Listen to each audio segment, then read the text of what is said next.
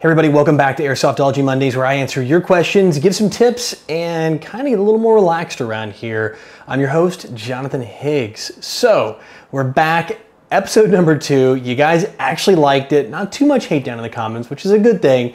And we're definitely going to be bringing this show back for good, which is kind of a cool thing, because I like this relaxed format. Fear not, we're adding this to our normal rotation. So now we're going to 3 videos a week, which is this, plus the 2 more, which are typically product reviews, things like that in front of the green screen. So, without any further ado, let's get to the questions. So what are your feelings on realism versus practicality in a kit? In other words, would you pursue an impression kit or rather a custom one? You know, personally, I look at impressions, I look at what the SF guys and the teams all over the world are using to kind of see what's in, what works and what doesn't. But for me personally, I take those, I kind of mesh them all together into one big blob and use what works for me. If you guys ever watch my videos, I don't do too many gameplay videos, but you'll notice if you do see me, my kit is always changing. I'm moving pouches around, I'm finding things in different spots. I'm really fine tuning it. I'm never really satisfied with what I run.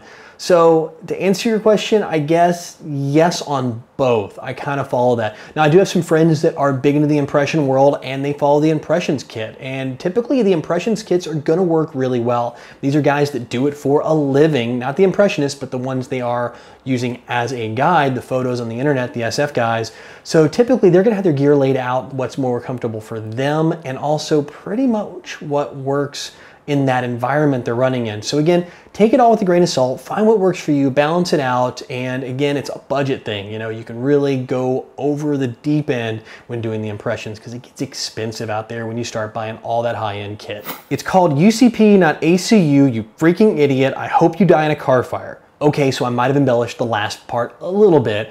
Yes, it is UCP, not ACU. I was going with the question and I just went with it, wasn't even thinking. You absolutely caught my mistake. It wasn't just you. I saw a bunch of people in the comments. And if you guys aren't familiar with Cunningham's Law, look it up. Cunningham's Law of the internet pretty much went into effect here. If you want to get the right answer on something, just simply post the wrong answer out there and you'll get it. Unintentional on my part, definitely so, but hey, it worked. Thanks for the catch. What chair is that?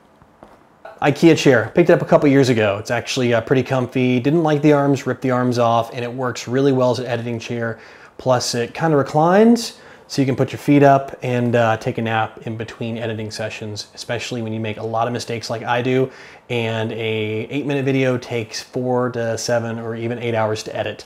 You definitely want something that's comfortable. Where can I find a 26-inch helmet with a night vision mount? Do they even make them that large? Well, this is kind of a tough one. I mean, 26-inch helmet is huge. That is a big ol' noggin, no offense, man. That's like size like 8.5, I think, in hat sizes. So what you're gonna wanna do here is probably you're gonna have to step up into an extra large shell. I know the Ops Core shells max out at about 24 inches, I think is what they actually have. And then the extra large military helmets are 23.5 and up. What you're probably gonna have to do if you don't need the actual protection in a helmet, they're gonna probably break the rules here and you're gonna size the pads down.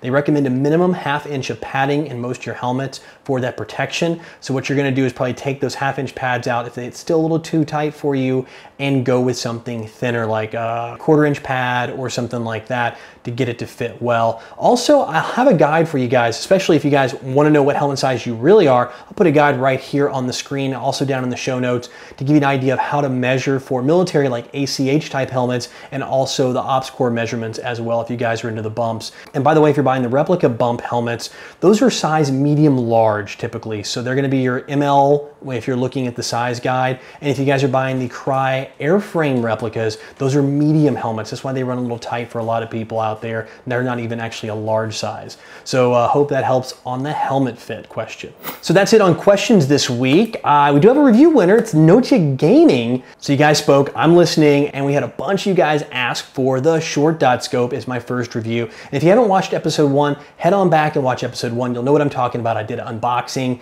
and had you guys pick what you thought would be the best review to do first. So we'll be doing the short dot scope by Bravo here this week. And Noji Gaming, I've got a gift for you actually. Didn't know you were gonna get a prize out of this. One thing in that box I didn't even notice, I'm gonna get it off here, is There is a gift card here for a 20% off coupon for a Lone Wolf pistol from the Echo One store. Didn't even know those were in here, and I've actually got another one of these, so keep your eyes peeled for another chance to win one of these. And I had a bunch of Mad Bull and Echo One patches in there too. In fact, this was like hiding in the bottom of the box. I can't believe I missed it, but you know, that's what happens when you do a live unboxing. So hit me up, send me a PM on here, YouTube. Don't put it in the comments, open, and send me your contact info, and I'll get you some patches out in the mail, as well as that gift card for 20% off an Echo One Timberwolf pistol. And since I asked you guys what you thought would be the best way to add more segments, you resoundingly said a lot of technical questions or tech tips. So we're gonna kick this one off with kind of an easy one, but one a lot of people overlook, but a few event promoters are starting to pay attention to, and that is FPS differences by using your HopUp in the on position or all the way in the off position. And you'll be really surprised at how much that will change the FPS output of your AEG.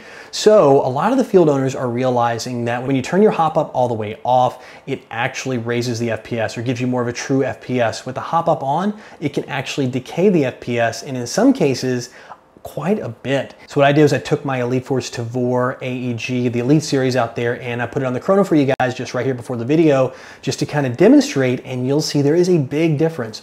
With the HopUp all the way on, actually it was a little overhop too. I kind of turned it way up to exaggerate this for you guys. It was like 308, 309, 306 FPS on a 0.2 gram Elite Force BB.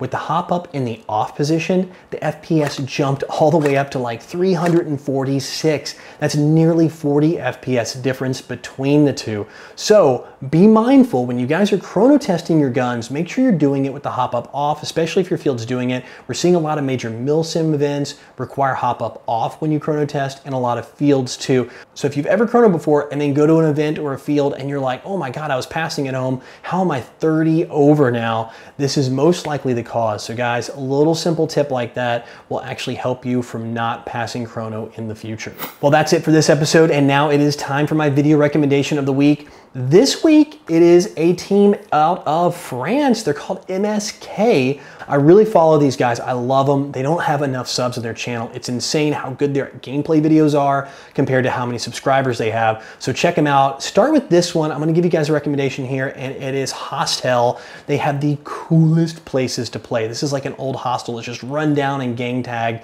but they've also got these warehouses they play in and a bunch of other places too. So definitely want to check these guys out. Watch the video, check it out. Let me know in the comments below what you think, if the video is good, if you like that style, and if you do, let the channel over there know. Let MSK know that, hey, we like what you're doing over there, because I really personally enjoy their videos. All right, that's it for this week in Airsoftology Mondays. And if you guys didn't watch the videos this week, check them out. You can get them right here. We've got two reviews. One's the WRS holster by Blade Tech. It's actually the one I've been running for about a year now myself. And the other is a side-by-side comparison of the AirX 160 Elite in competition. So kind of a little buyer's guide if you guys are in the market to pick one of those up, since I had both on hand. Also, if you guys get a chance, check out airsoftology.com and check out our newly relaunched web store. If you guys are mid-cap or high-cap fans, I have got a patch for you. I also got a cool patch that was kind of like our old team logo that we weren't using anymore, so I turned it into a custom patch. And keep your eyes peeled. We got some more stuff up there, more goodies that are Airsoftology branded for you in the future.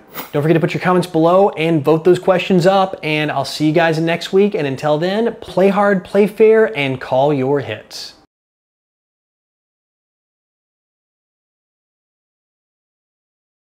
Come on. You gonna be on TV? Here.